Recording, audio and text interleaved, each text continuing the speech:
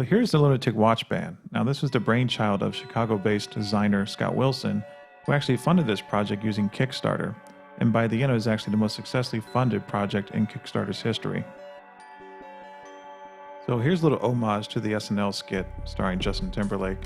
Scott decided to call his a tick in a box. And here's a personal thank you from Scott Wilson. And these are the instructions that feature 2 Allen wrenches. So here's the actual LunaTik watch band. And as you can see, it's composed primarily of high-grade black silicone rubber for the watch band, and then CNC'd aerospace aluminum for the part that holds in the iPod Nano. Installation is pretty simple. Unscrew the hex bolts, pull the aluminum frame apart, slide in your Nano gently,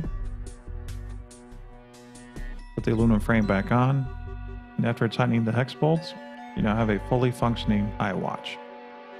Now, of course, the cool thing about the iPod 6th Gen Nano is the touchscreen and the swipe capability. And you still have all that, even though it's now going to become a watch. The first thing you want to do is go over to the settings. We want to find the general setting here. Right there's general. Click on that. And then we'll go to date and time.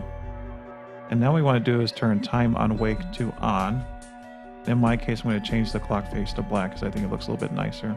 Now, by turning the time on wake to on, whenever you put your iPod Nano to sleep, it's going to wake up in clock mode. So let me go over here to the clock and show you. Here's our clock face. Like I said, mine's in black. Now we'll put the Nano to sleep. So now it's sleeping.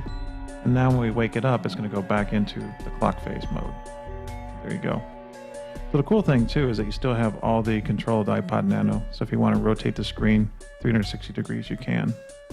And pretty much now you have the coolest iWatch, the one that Apple didn't make.